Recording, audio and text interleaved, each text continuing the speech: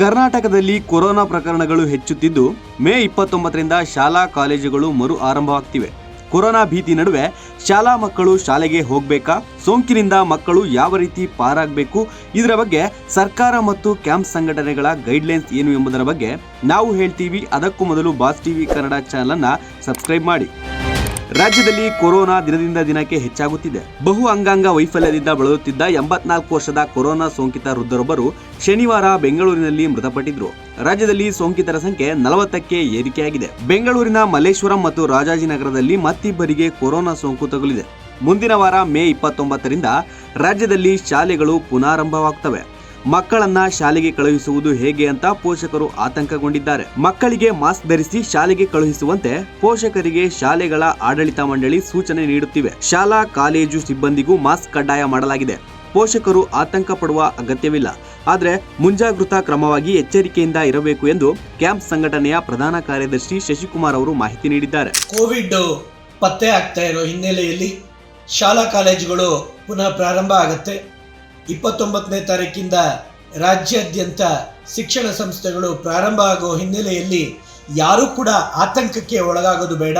ಆದರೆ ಮುನ್ನೆಚ್ಚರಿಕೆ ಕ್ರಮ ಏನೇನು SOP ಇದೆ, ಸ್ಟ್ಯಾಂಡರ್ಡ್ ಆಪರೇಟಿಂಗ್ ಪ್ರೊಸೀಜರ್ಸ್, ಅದನ್ನು ತಪ್ಪದೇ ಪಾಲಿಸಬೇಕು.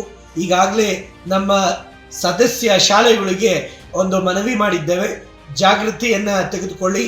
ಯಾವುದೇ ಮಕ್ಕಳಿಗೆ ಜ್ವರ ಅಥವಾ ಕೆಮ್ಮು ನೆಗಡಿ ಕಂಡು ಬಂದಲ್ಲಿ ಅವರನ್ನ ಐಸೋಲೇಟ್ ಮಾಡೋದು, ಮತ್ತೆ ಪಾಲಕ ಪೋಷಕರಿಗೂ ಕೂಡ ಅಷ್ಟೇ ಜವಾಬ್ದಾರಿ ಇರುತ್ತೆ.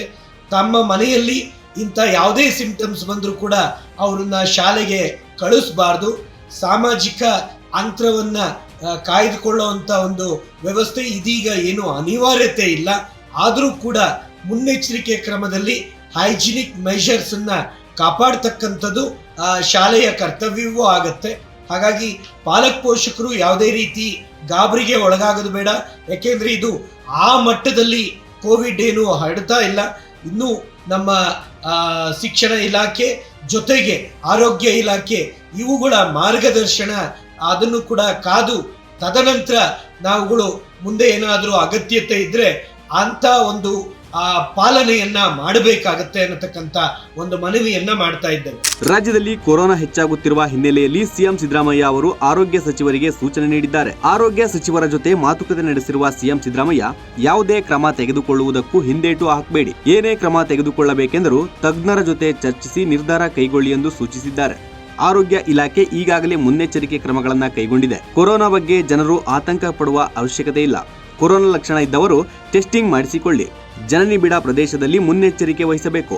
ಚಿಕ್ಕ ಮಕ್ಕಳು, ಗರ್ಭಿಣಿಯರಿಗೆ ಸರ್ಕಾರ ಮಾರ್ಗಸೂಚಿ ಹೊರಡಿಸಿದೆ. ಪಾಸಿಟಿವ್ ಅಂತ ಹೇಳಿದ್ರೆ ಈಗಾಗಲೇ ನಾವು ಎಲ್ಲ ಕಡೆ ಟೆಸ್ಟ್ಗಳನ್ನು ಮಾಡೋದಕ್ಕೆ ನಮ್ಮ ಇಲಾಖೆಯವರು ಕೂಡ ಹೇಳಿದ್ದೀವಿ. ಟೆಸ್ಟಿಂಗ್ ಕಿಟ್ಸ್ ಎಲ್ಲ ಬಹುತೇಕ ನಾಳಿದ್ರಲ್ಲಿ ಎಲ್ಲ ನಮ್ಮ ಸೆಂಟರ್ಸ್ಗೆ ಮುಟ್ತದೆ. RT-PCR ಕಿಟ್ಸ್ ಎಲ್ಲ ಎಲ್ಲೆಲ್ಲಿ ಅವಶ್ಯಕತೆ ಇರುವಂಥ ಕಡೆ ಟೆಸ್ಟ್ ಮಾಡೋದಕ್ಕೆ ನಾವು ಹೇಳಿದ್ದೀವಿ.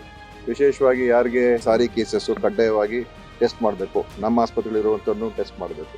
ಮತ್ತು ಈ ILI ಅಂತ ಹೇಳ್ತಾರೆ, ಇನ್ಫ್ಲೂಯೆನ್ಸಾ ಲಿಂಕ್ಡ್ ಇಲ್ನೆಸಸ್ ಅಂತ. ಸೊ ಅದು ಅಂಥವರು ವಯೋವೃದ್ಧರಿಗೆ ಇದ್ದರೆ ಮತ್ತು ಮಕ್ಕಳಿಗಿದ್ದರೆ ಅಂಥವ್ರಿಗೆಲ್ಲನೂ ಕೂಡ ಟೆಸ್ಟ್ ಮಾಡಬೇಕು ಅಂತ ನಾವು ಹೇಳ್ತಾ ಇದ್ದೀವಿ. ಖಾಸಗಿಯಲ್ಲೂ ಕೂಡ ಮಾಡಿಸ್ಬೇಕು, ನಮ್ಮಲ್ಲೂ ಕೂಡ ಮಾಡಿಸ್ಬೇಕು. ನಮ್ಮಲ್ಲೆಲ್ಲ ಕಡೆ ಟೆಸ್ಟಿಂಗ್ ಕಿಟ್ಸನ್ನು ಈಗಾಗಲೇ ನಾವು ತಗೊಂಡಾಗಿದೆ. ನಾಳಿದ್ರಲ್ಲಿ ಎಲ್ಲ ನಮ್ಮ ಆರೋಗ್ಯ ಕೇಂದ್ರಗಳಿಗೆ ಅದನ್ನು ಹಸ್ತಾಂತರ ಮಾಡ್ತೀವಿ. ಅವರು ಶುರು ಮಾಡ್ಕೊಳ್ತಾರೆ. ಆದ್ದರಿಂದ ಇದು ಇನ್ನು ಮುಂದೆ 2-3 ದಿವಸ 4-5 ದಿವಸ ನೋಡೋಣ ಯಾವ ಥರ ಇರ್ತದೆ ಪರಿಸ್ಥಿತಿ ಅಂತ. ದೇಶದಲ್ಲಿ ಯಾವ ಥರ ಇರ್ತದೆ, ನಮ್ಮ ರಾಜ್ಯದಲ್ಲಿ ಯಾವ ಥರ ಇರ್ತದೆ ಅಂತ ನೋಡ್ಕೊಂಡು ನಂತರ ಮತ್ತೆ ನಾವು ಪ್ರತಿ ವಾರ ನಮ್ಮ ಟೆಕ್ನಿಕಲ್ ಅಡ್ವೈಸರಿ ಕಮಿಟಿ ಮೀಟಿಂಗ್ ಮಾಡೋದಕ್ಕೆ ನಾವು ಹೇಳಿದ್ವಿ. ಮೊನ್ನೆನೂ ಒಂದು ಮೀಟಿಂಗ್ ಆಯಿತು. ಇನ್ನು ಬರೋ ವಾರದಲ್ಲೂ ಈಗ ಮಾಡ್ತಾರೆ. ಈವರೆಗೂ RT-PS ಟೆಸ್ಟ್ ಶುರುವಾಗದಿದ್ದರೂ ಗರ್ಭಿಣಿಯರು ಮತ್ತು ಬಾಣಂತಿಯರ ಮೇಲೆ ನಿಗಾ ಇಡಲಾಗಿದೆ. ಆಸ್ಪತ್ರೆಗಳಲ್ಲಿ ಕಡ್ಡಾಯವಾಗಿ ಗರ್ಭಿಣಿಯರು ಮತ್ತು ಬಾಣಂತಿಯರಿಗೆ ಟೆಸ್ಟ್ ಮಾಡಲಾಗುತ್ತಿದೆ. ಮಾಸ್ಕ್ ಧರಿಸಬೇಕು ಹಾಗೂ ಜನಸಂದಣಿ ಸ್ಥಳಗಳಲ್ಲಿ ಓಡಾಡಬಾರದು. ಮಕ್ಕಳ ಮೇಲೂ ನಿಗಾ ವಹಿಸುವಂತೆ ಆರೋಗ್ಯ ಇಲಾಖೆ ಸೂಚನೆ ನೀಡಿದೆ. Bureau report, boss TV Kannada. Latest ಹಾಗೂ ಇಂಟ್ರೆಸ್ಟಿಂಗ್ ಸುದ್ದಿಗಳಿಗಾಗಿ ಬಾಸ್ ಟಿವಿ ಕನ್ನಡ ಚಾನೆಲ್ನ ಸಬ್ಸ್ಕ್ರೈಬ್ ಮಾಡಿ. ಹಾಗೆಯೇ ಬೆಲ್ ಐಕಾನ್ ಪ್ರೆಸ್ ಮಾಡಿ. ಇದರ ಜೊತೆಗೆ Facebook, Instagram, X ನಲ್ಲೂ ಮಿಸ್ ಮಾಡದೆ ಫಾಲೋ ಮಾಡಿ.